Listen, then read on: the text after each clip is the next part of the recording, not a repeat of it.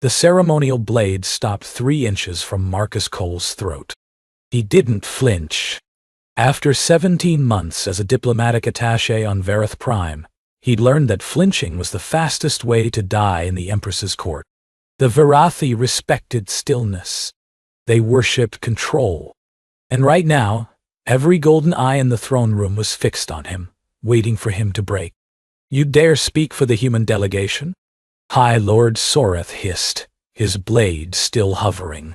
The ceremonial weapon caught the bioluminescent light streaming through the crystalline ceiling, casting fractured rainbows across Marcus's worn diplomatic uniform.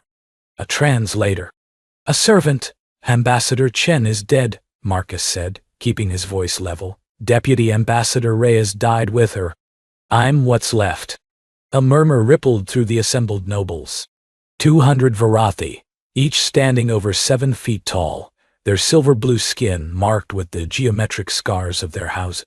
They filled the hall of eternal resonance like a forest of elegant predators, and Marcus was the only splash of brown and green among them, the only human for 12 light years. "What's left?" Soreth repeated, his lipless mouth curling. "Earth sends us their remnants, their refuse. Earth sent you their best," Marcus replied. "The cascade took them. I survived because I was running a routine supply check in the outer ring when the station collapsed." He paused. "I apologize that my survival offends you, High Lord." The blade pressed closer. A thin line of blood welled up on Marcus's neck. "Soreth." The voice came from the raised dais at the far end of the hall, where the Empress sat upon a throne of living crystal. "Enough." The High Lord withdrew immediately, stepping back with a fluid bow. But his eyes, those unsettling golden orbs with their horizontal pupils, promised that this wasn't over. Marcus allowed himself one slow breath. Empress Valeth descended from her throne, her movement so graceful she seemed to flow rather than walk. She was ancient by Varathi standards, nearly 400 cycles, but her silver-blue skin remained unmarred, except for the intricate scarification that marked her as the living embodiment of her people's unity. Behind her, barely visible in the shadows of the throne, stood a younger figure. "You are Marcus Cole," the Empress said. It wasn't a question. "The one who repaired the atmospheric processors in the human quarter when your engineers could not. Yes, your eternal resonance. The one who learned our tongue without a translation implant." It seemed respectful. Something flickered in the Empress's ancient eyes. "And now you stand before me as the sole representative of humanity at the most critical negotiation in our species' shared history." Marcus swallowed. The Vareth-Human Trade Compact. 18 months of work. Ambassador Chen had given everything to reach this point. Her health, her marriage, eventually her life when the cascade tore through the station. Now it all rested on the shoulders of a 34-year-old former mechanic who'd only become a translator because he had an ear for languages and couldn't afford university back on Earth. "I know I'm not what you expected," he said quietly. "I know I'm not what anyone expected. But I gave Ambassador Chen my word that I would see this through. That's all I can offer you, my word and whatever small skills I possess." High Lord Soreth laughed. It was a harsh sound, like metal scraping metal. "Skills? What skills does a human servant possess that could possibly matter to the Eternal Empire?" "He possesses the skill of presence," a new voice said. The figure behind the throne stepped forward, and Marcus's breath caught. He'd seen images of Princess Kyrath in the diplomatic briefings. Daughter of the Empress, heir to nothing. The Varathi didn't practice hereditary succession, but still one of the most politically significant figures in the empire.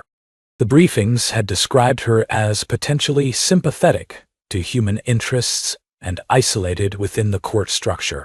They hadn't mentioned that she looked like she was carrying the weight of a dying star behind her eyes.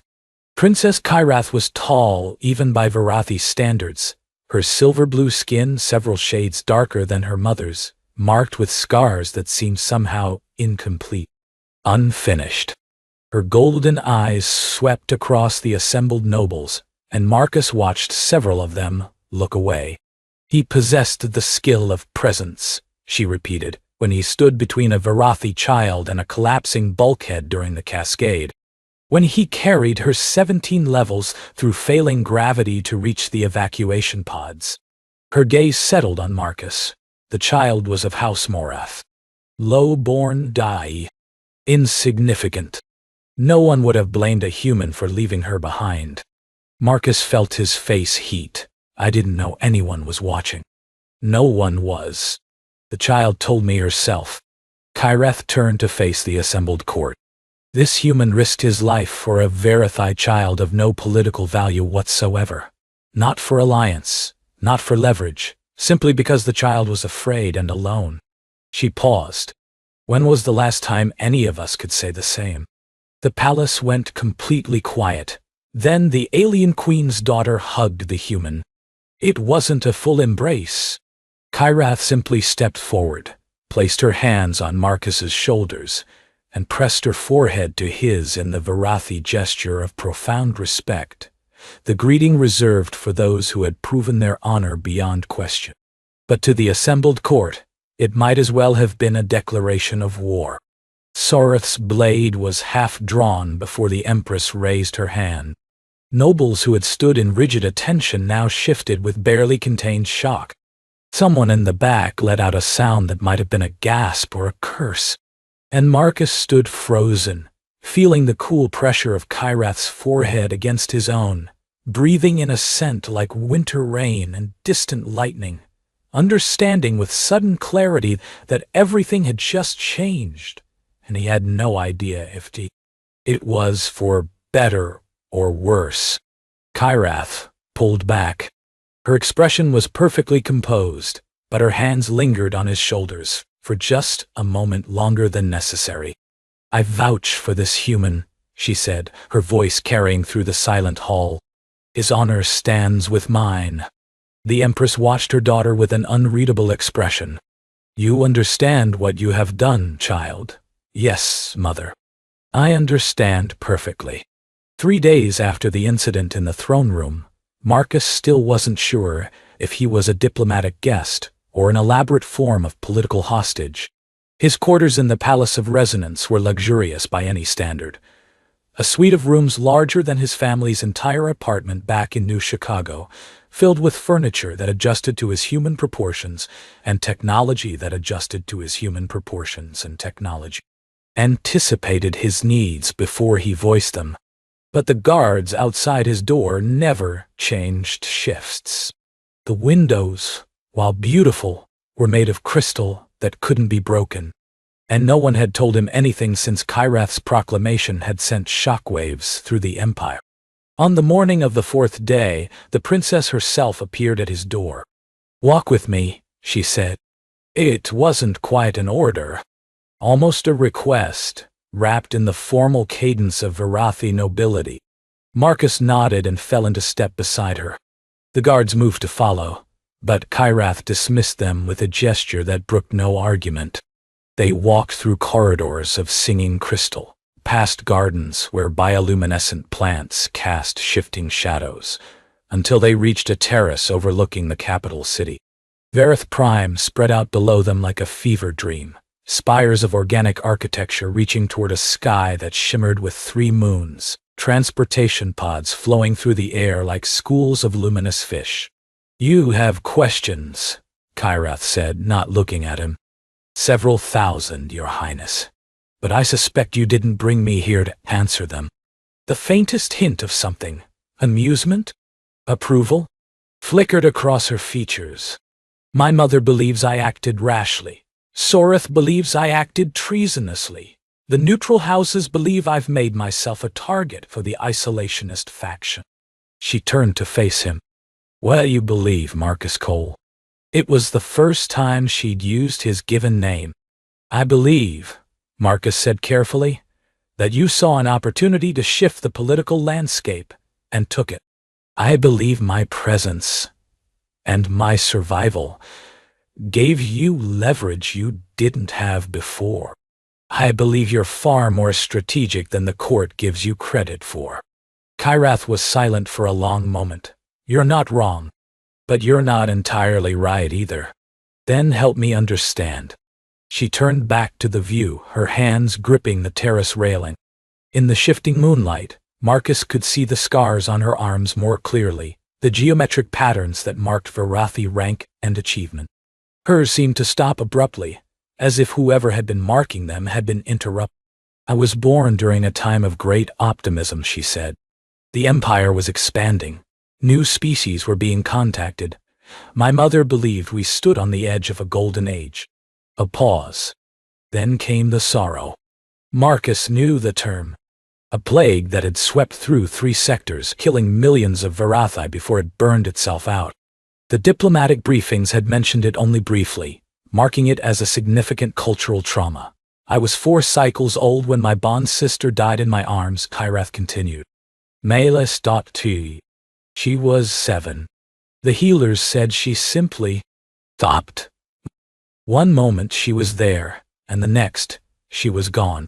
Her voice remained steady, but something in her posture spoke of ancient grief. "After the sorrow, everything changed. My mother retreated into politics. The court became obsessed with purity and isolation. And She trailed off. "You became isolated too," Marcus said quietly. Kyrath's laugh was hollow. "I became contaminated. I was with Melis when she died. I held her. In some circles, that makes me tainted by association, marked by death in a culture that prizes control above all else. That's insane. That's tradition." She turned to look at him. "Do you know what the isolationists call me? The Hollow Princess. They say I lack proper resonance, that my emotional irregularities make me unfit for political life." Marcus thought about what he'd seen in the throne room. The way the nobles had looked away from her. The way her own mother had watched her with that unreadable expression. "They're afraid of you," he realized, "because you actually feel things." Kyrath's eyes widened slightly. "You see a great deal for a human. I spent 17 months being invisible in your court. You learn to watch when no one's watching back." He stepped closer to her, not quite close enough to touch. "The child I saved, she was crying when I found her. Really crying, not the controlled grief your people consider appropriate. The nobles I passed on the way to the evacuation pods, they looked at her like she was diseased, like showing fear was somehow worse than dying. Emotional expression is complicated among my people. The resonance demands harmony. Discord is seen as weakness. And you've been discordant your whole life." Kyrath was silent for so long that Marcus thought he'd overstepped. Then, very quietly, she said, "Melis used to say I felt too much. She said it like it was a gift, not a curse. Maybe she was right. She was 7. She didn't know anything. Sometimes children see things more clearly than anyone else." Kyrath looked at him then, really looked at him, and Marcus felt something shift in the air between them. Not attraction, exactly. Recognition. The acknowledgement of shared wounds that might never fully heal. "Why did you save her?" Kyrath asked. "The Morath child. Truly." Marcus considered the question. He could give her the diplomatic answer, the one about building bridges between species and demonstrating human values. But she deserved better than that. "Because she reminded me of my daughter," he said. Kyrath blinked. "You have a child?" "Had." The words still cut like broken glass. Elena.D. She was 6 when the new Chicago plague hit. I was working double shifts at the atmospheric plant, trying to save for her medical treatments. By the time I got home, he stopped, breathed, continued. She died alone because I was trying to save her. That's the joke the universe played on me. He'd never told anyone on Vareth Prime. Never told most people on Earth, for that matter. But standing here, watching this alien princess who had been marked as broken by her own people, the words came easier than they should have. "I'm sorry," Kyrath said. And somehow, despite the vast gulf between their species, Marcus believed her. "I see Elena in every scared kid I meet," he admitted. "The Morith child, the orphans in the human quarter, the frightened faces during the Cascade evacuation. I can't save Elena, but maybe I can save someone else's daughter. Maybe that counts for something." Kyrath reached out and touched his hand. Just briefly, her fingers cool against his skin, the contact lasting no more than a heartbeat. "Among my people," she said softly, "we believe that those who have suffered great loss either become hollow or become vast. The hollow ones close themselves off, seeking to never feel pain again. The vast ones." She paused. "The vast ones let their grief expand into something larger. They take their pain and transform it into compassion. Which kind are you? I don't know yet, but I'm beginning to think I might want to find out." She withdrew her hand. "The trade negotiations resume tomorrow. Soreth will do everything in his power to destroy the compact and your reputation along with it. My vouching for you has made us both targets." "I know. And yet you're not afraid." Marcus thought about it. "I'm terrified," he said honestly, "but I made a promise to Ambassador Chen, and I learned a long time ago that keeping your word matters more than keeping yourself safe." Kyrath studied him with those golden eyes. "You really are nothing like what we expected. Is that good or bad? I don't know yet," she said again. But this time, there was something almost like hope in her voice. "But I'm beginning to think I might want to find out." The Assembly of Voices was the oldest political institution in the Varathi Empire, a council of 12 high lords and ladies representing the major houses, presided over by the Empress herself. It was here that the Varath Human Trade Compact would be decided. And it was here, on the 5th day of testimony, that everything fell apart. Marcus had spent 3 days presenting humanity's case. He'd spoken about trade routes and resource sharing, about cultural exchange programs and scientific collaboration. He'd answered questions that ranged from genuinely curious to openly hostile. He'd watched Soreth's faction chip away at every argument, every statistic, every piece of evidence. But he'd held his ground. Barely. On the 5th day, Soreth dropped his bomb. "Honored Assembly," the High Lord said, rising from his seat with practiced grace, "I move to introduce evidence of human duplicity. Evidence that their so-called ambassador has been manipulating the Princess Kyrath for his species' political gain." The chamber erupted. Marcus felt the blood drain from his face. Beside him, in the observer's gallery, Kyrath went absolutely still. "Evidence?" the Empress asked, her voice cutting through the chaos. Soreth smiled, a thin, predatory expression. "Recorded communications between Marcus Cole and Earth's Intelligence Directorate detailing a plan to cultivate the princess as a political asset, to exploit her emotional vulnerabilities for humanity's benefit." "That's a lie," Marcus said, stepping forward. "I've never had any contact with Earth's Intelligence Directorate. I'm a translator, not a spy." "The records are quite clear," Soreth replied. "Perhaps you were unaware of how your superiors intended to use the relationship you were building. Perhaps not. Either way, the result is the same. Humanity has been attempting to subvert a member of the imperial family. Show me these records.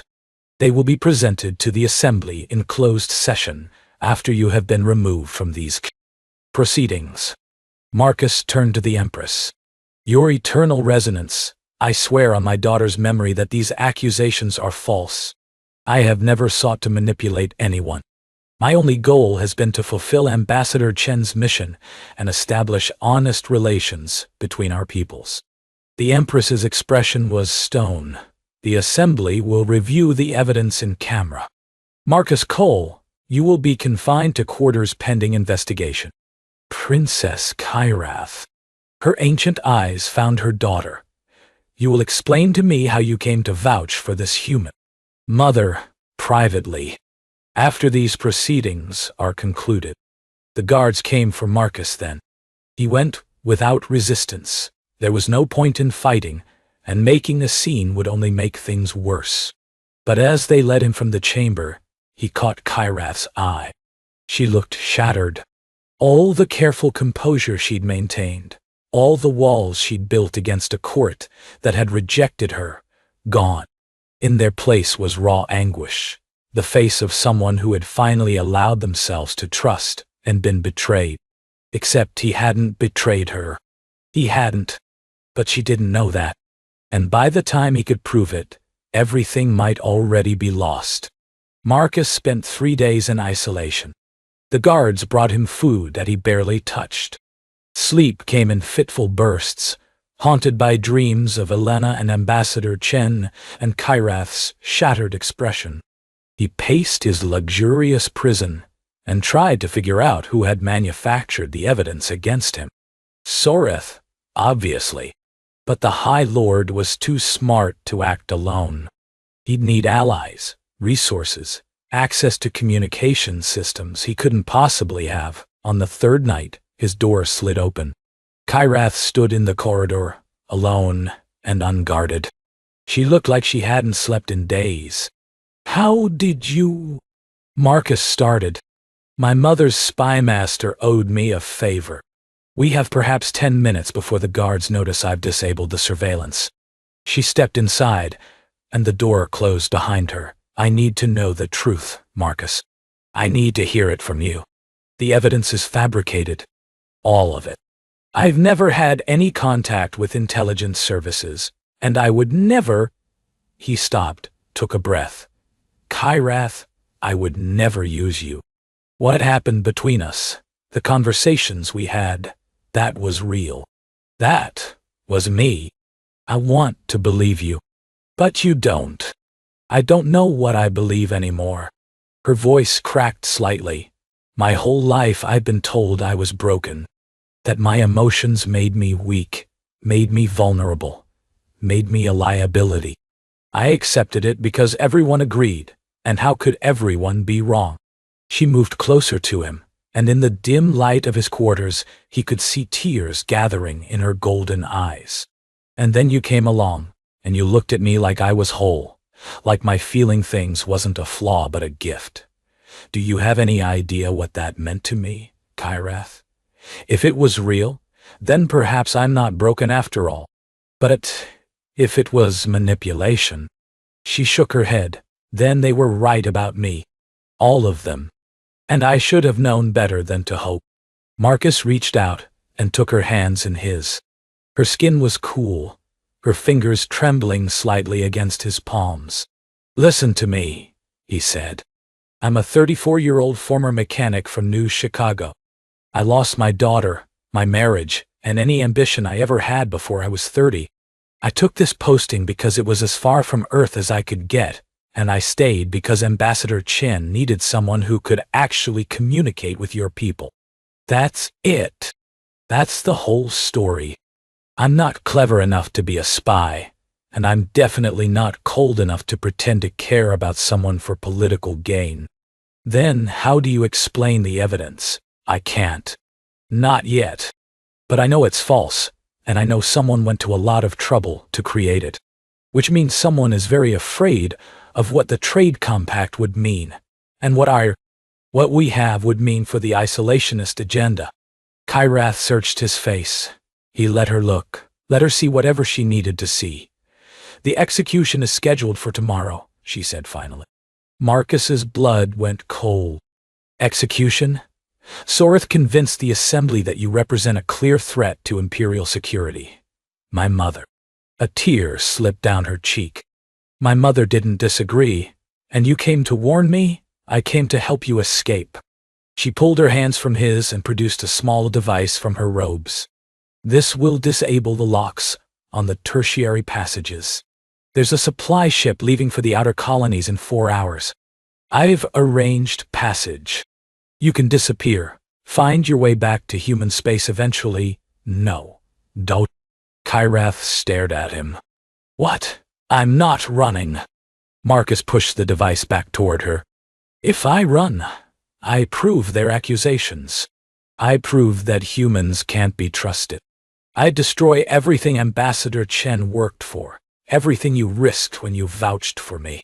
If you stay, you die. Then I die with my integrity intact. He tried to smile, but it felt brittle on his face. I told you, keeping your word matters more than keeping yourself safe. I made a promise to Ambassador Chen. I made a promise to you, even if I never said the words out loud. I won't break those promises just to save my own life. That's the stupidest thing I've ever heard. Yeah, well.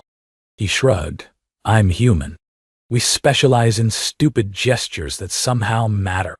Kyrath stood there, tears streaming freely down her face now, her composure completely abandoned.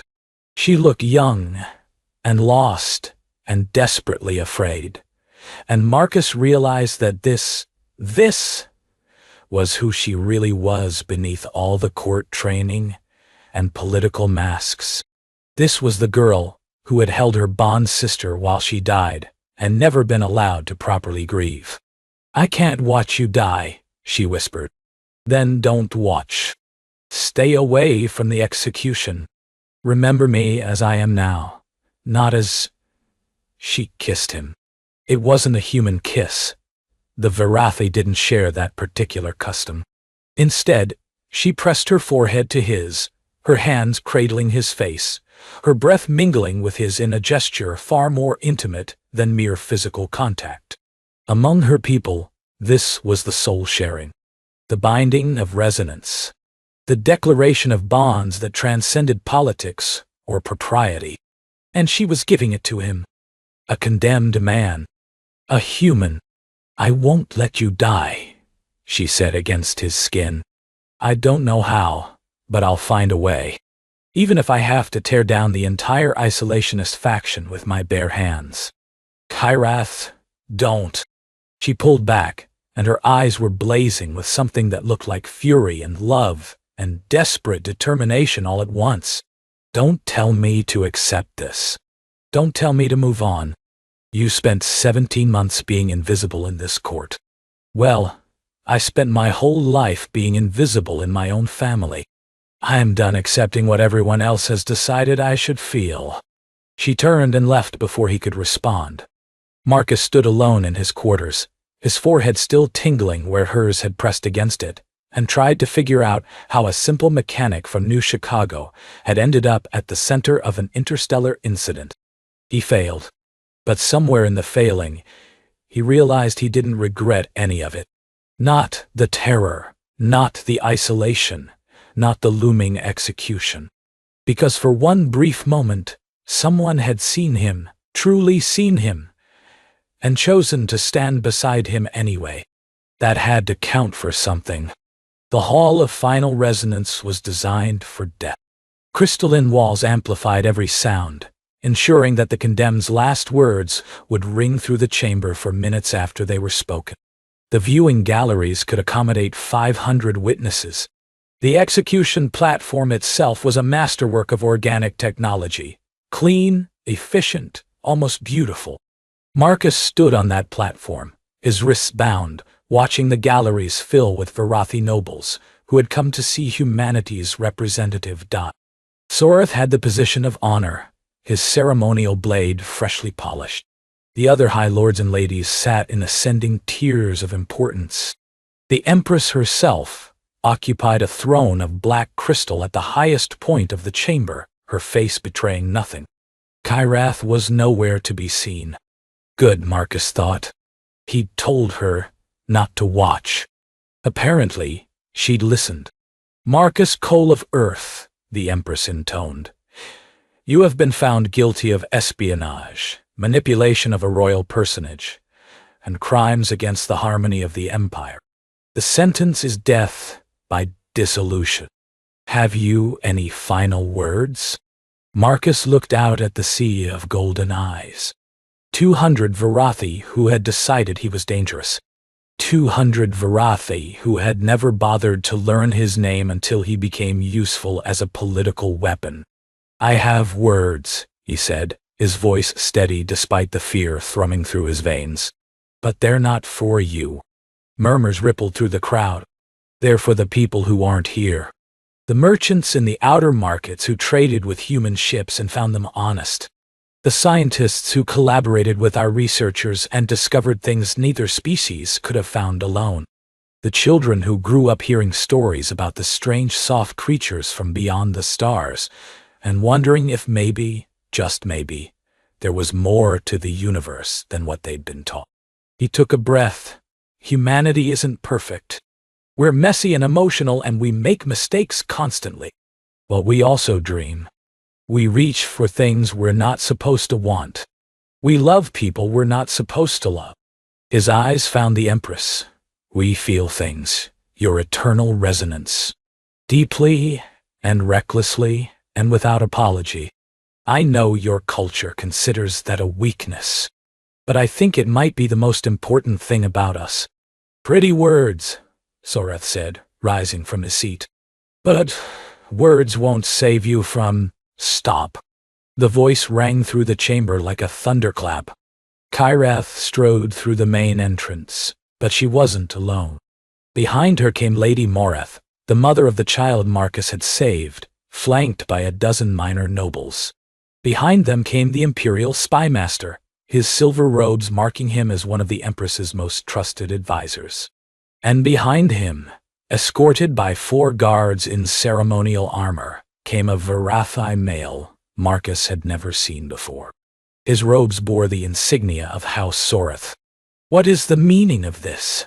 the Empress demanded. "Evidence, Mother." Kyrath's voice was clear and strong. "Real evidence, not the fabrications that Soreth presented to the Assembly." "You dare," Soreth started. "I dare, because I have proof." Kyrath gestured to the Spymaster. "Show them." The Spymaster activated a holographic display. Documents appeared in the air, communications, financial records, technical specifications. "These records show that High Lord Soreth commissioned the creation of false evidence against Marcus Cole 6 months before the human delegation even arrived on Verith Prime," the Spymaster said. "The forgeries were created by his nephew, Toreth of House Soreth, using classified intelligence protocols. The goal was to sabotage any possibility of human-Varathi alliance and trigger a diplomatic incident that would strengthen the isolationist position." The chamber erupted. Soreth's face twisted with fury. "Lies! Fabrications created by the Hollow Princess too. Toreth has confessed," Lady Moreth said, her voice cutting through the chaos. "In exchange for clemency, he has provided testimony confirming everything the Spymaster has described." She turned to face the Empress. "My daughter's life was saved by this human. When his life was threatened by lies, I chose to investigate. What I found was treason." The Empress rose slowly from her throne. Her ancient eyes swept across the chamber, taking in the holographic evidence, the confessed conspirator, the assembled nobles who had been so certain of Marcus's guilt. "High Lord Soreth," she said, her voice terrible in its calmness. "You will be confined pending a full investigation. Your house will be placed under supervision. Your seat on the Assembly is suspended. You can't, I can't. I will. And if the evidence proves your guilt, you will take his place on this platform." She gestured to the guards. "Remove him." They dragged Soreth away, his protests echoing off the crystalline walls. Marcus watched him go, feeling strangely numb. He'd been so certain he was going to die. Now, suddenly, he wasn't. Kyrath approached the platform and gestured for the guards to release his bonds. As the restraints fell away, she took his hands in hers. Publicly, deliberately, in full view of the entire court. "I told you I wouldn't let you die," she said softly. "You did." Marcus flexed his wrists, trying to process everything that had just happened. How did you convince Lady Moreth to help? I reminded her that her daughter was alive because of you. The rest was her own sense of honor. Kyrath squeezed his hands. And I may have mentioned that the isolationists consider her house too lowborn to matter. She took that personally. Remind me never to underestimate Varathi political maneuvering. You won't need to. You'll have me to explain it. She paused, then added more quietly, if you want me, that is. The soul sharing I gave you, in our culture, it creates an obligation. A bond. But I won't hold you to something you didn't choose. If you want to return to Earth, to forget any of this happened, Kyrath. Marcus waited until she met his eyes. I spent 17 months being invisible because I wanted to disappear. Because losing Elena broke something in me, and I thought if I just stayed quiet and small and unnoticed, maybe the pain would eventually fade. Did it? No. But then, I met you. He lifted one hand to touch her face, carefully, gently, aware of every eye in the chamber watching them. You showed me that being broken doesn't mean being hollow. That feeling things, even painful things, is better than feeling nothing at all. He smiled slightly. I don't want to disappear anymore. I don't want to forget. I want to be here, with you, figuring out what comes next. The Empress descended from her throne. The chamber fell silent as she approached them, her ancient face finally showing something like emotion. Daughter, she said, you have created an unprecedented situation. The soul sharing, given publicly to a human, cannot be ignored. The Assembly will demand answers. The isolationists will use this against us. The other houses will question your judgment, my judgment, the future of the Empire itself. I know, Kyrath said, not releasing Marcus's hands. But I'm done hiding who I am. I'm done pretending I don't feel things because feeling makes other people uncomfortable. Marcus taught me that my emotions aren't a weakness. They're what make me capable of seeing what others miss. She straightened, meeting her mother's gaze. I saw him, Mother. The real him. And I'm not ashamed of what I found. The Empress was silent for a long moment. Then very slowly, she reached out and placed her hand over their joined ones. When you were young, she said quietly, I failed you.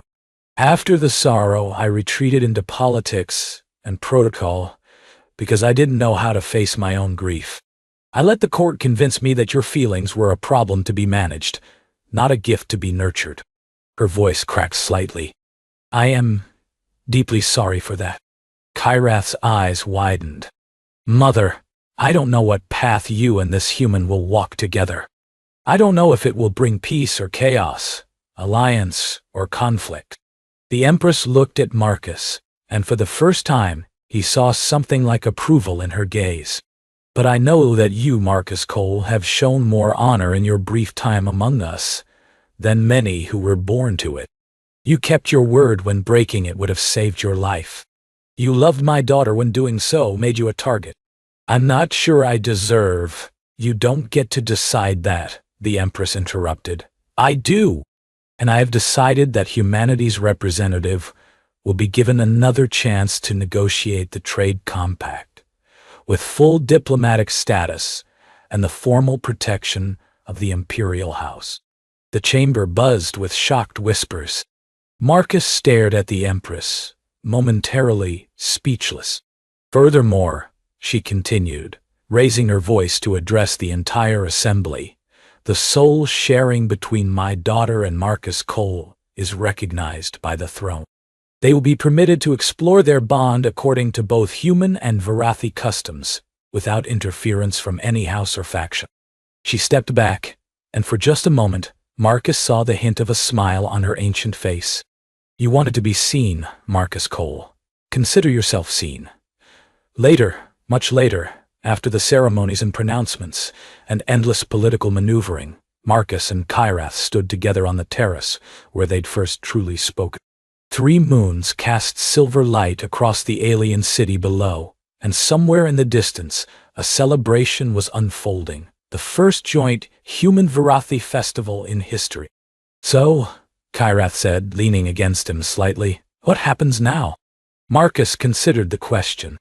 A week ago, he'd been a forgotten translator, invisible and forgettable. Now he was the center of an interstellar diplomatic incident, bonded to an alien princess and responsible for negotiations that could shape the future of two species. I have no idea, he admitted.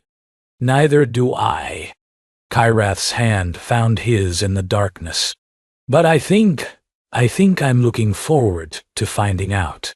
Marcus thought about Elena, about the grief he'd carried for so long. It hadn't disappeared. It probably never would. But somewhere along the way, it had transformed into something else. A capacity for connection, for compassion, for the kind of love that emerged from surviving the worst and choosing to stay open anyway. He'd come to Verith Prime to disappear. Instead, he'd been seen.